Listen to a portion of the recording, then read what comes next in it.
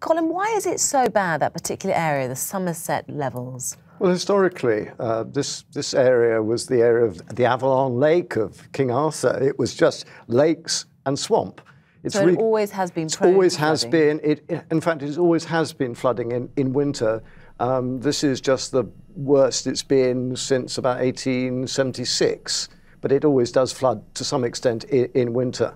Now, we've heard a lot of people wanting the rivers to be dredged. We've got confirmation that will happen from the Prime Minister yesterday. Is that the best way forward, would you say, to sort this problem out? I think there's a debate about dredging. It is very expensive, 4.2 million. I mean, roughly that's about equivalent to buying 14 square kilometres of agricultural land in the area. And it has to be repeated. Is there an alternative, though, to dredging? I think, well, this is going to happen more and more often. We're going to have to adjust the country to climate change, not just in arable areas, but also in urban areas. We do need to start thinking about how we're going to make this changeover. And Westminster's decamped down there, hasn't it, a bit, Andy? We've seen numerous ministers and prime ministers visiting. A lot of criticism towards the government as of how they've handled this, and we know they're having their emergency meeting with Cobra tonight. How will they be planning their response, do you think? Yes, the Cobra meeting is going on now. It's the second one in 24 hours. It'll be chaired by Owen Paterson, the Environment Secretary, who went down this week to the Somerset levels. But a lot of people felt he should have got down there before that, and a lot of people down there weren't particularly happy with what he said when he was there. Now, at that meeting, which he'll be chairing, there will be representatives from the Environment Agency, certainly, but also from all the ministries that are involved, transport, local government, and the Ministry of Defence, because as we've seen, the military have now been brought in. Now, not in too many numbers, and it's not immediately clear tonight what it is exactly that they are doing, but they are there. And in this meeting, they will be working out, especially with bad weather coming, what they can do to alleviate the immediate problems of people. And in terms of fault, lots of messages from our viewers as to who's to blame. Steph Hayes via Facebook says it's too little too late.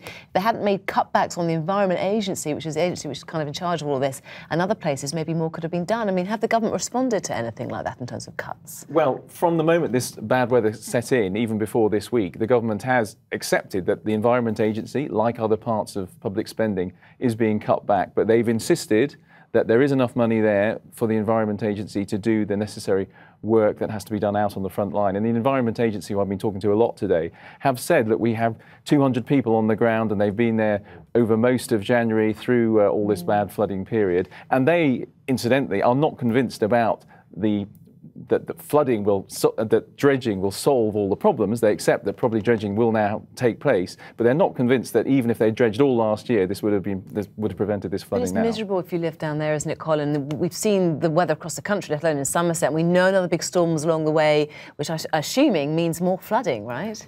I think you would expect it, yes. I mean, yes, flooding is always miserable. I mean, we have to make decisions.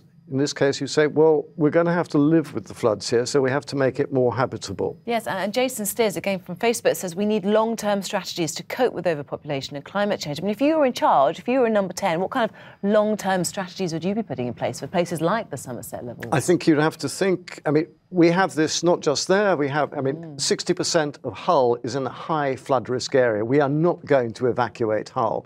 So we've got to start thinking, how do we make these adjustments? What would you do?